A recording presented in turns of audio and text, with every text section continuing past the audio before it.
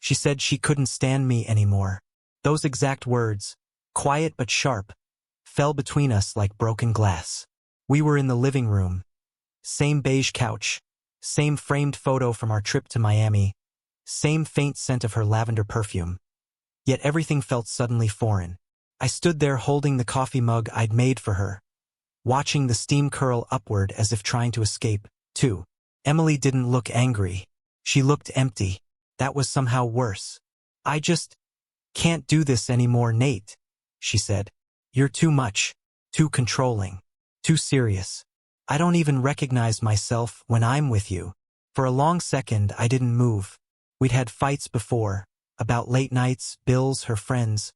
But this was different. She wasn't fighting. She was finished. "Are you saying you want to break up?" I asked. She shrugged, a small gesture that sliced deeper than any shout could have. "I'm saying I can't stand being around you. I need space. Real space."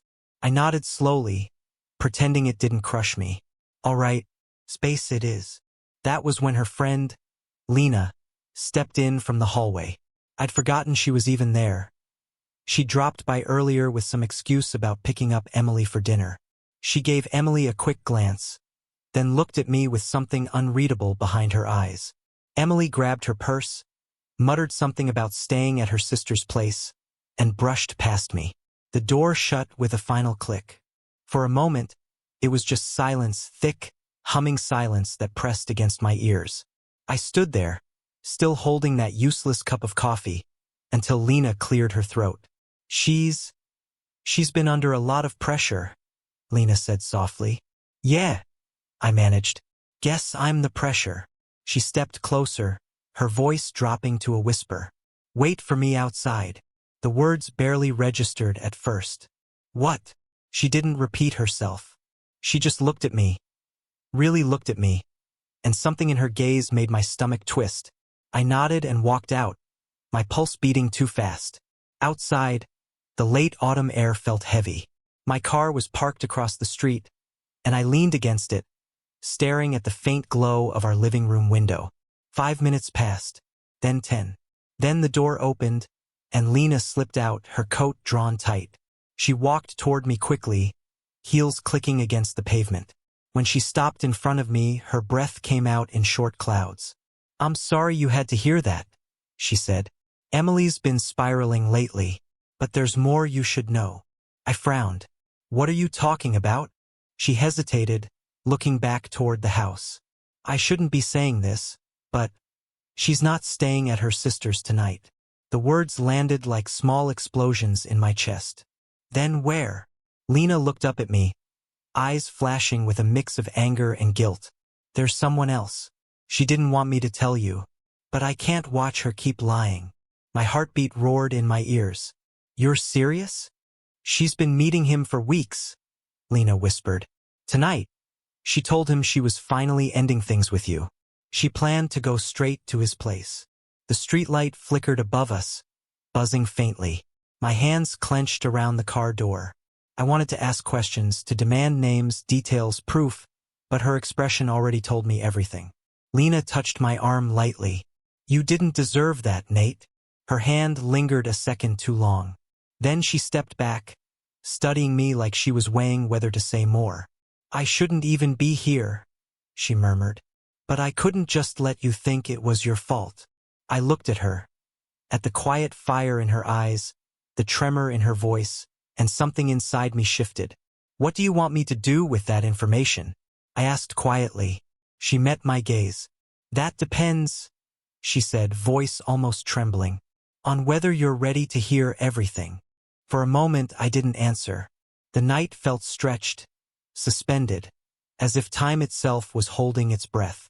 Lena's words kept replaying in my head, each one cutting deeper. "Emily, my Emily, with someone else." "Tell me," I finally said. Lena hesitated, scanning the quiet street before speaking again. "His name's Eric. He's one of her clients. She met him about 2 months ago when she started that marketing project downtown. At first, she said it was work, then it wasn't." I exhaled slowly, my breath fogging in the cold. "I see. She told me things Lena continued, her voice trembling. That he makes her feel alive. That he listens. But Nate. She stopped, biting her lip. Half of it was lies. She's not happy with him either. She's just running. The kind of quiet anger that doesn't explode, just burns, started to build inside me.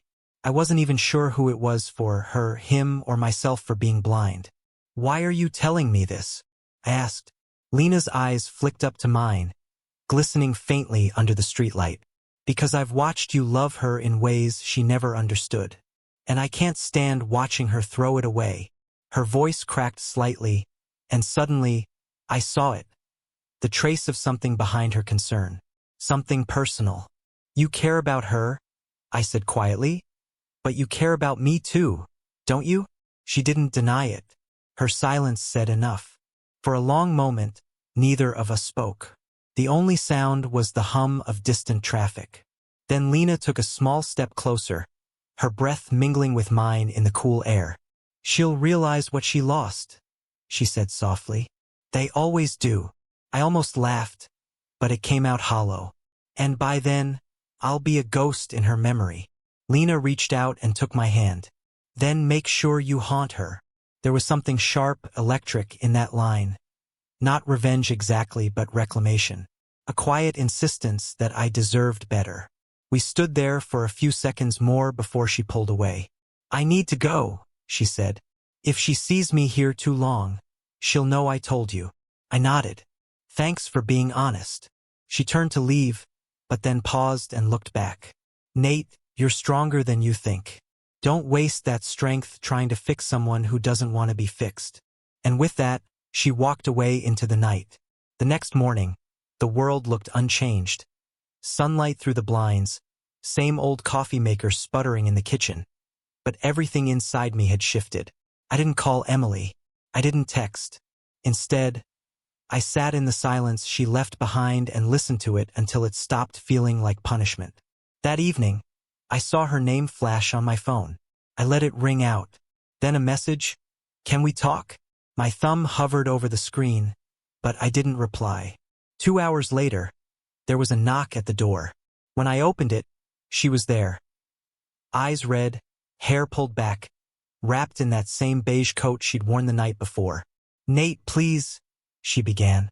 "I made a mistake." I stared at her, waiting. I was confused.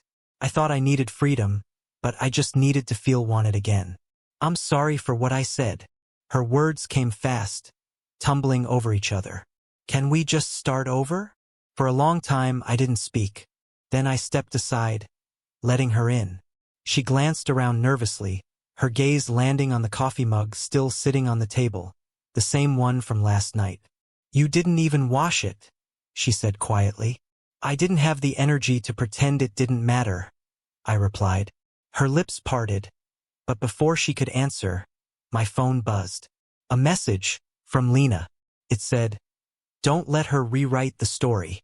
Emily noticed the name and frowned. "Why is she texting you?" I looked straight at her. "Maybe because she's the only one who told me the truth." Her face paled. "You talked to her?" "She told me about Eric." For a second, everything stopped.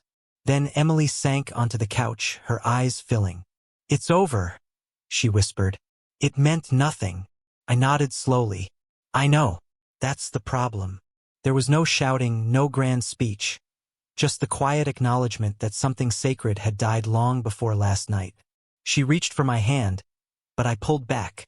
"You said you couldn't stand me anymore," I said softly. "I believed you, so now I'm learning to live like that." I walked to the door, holding it open.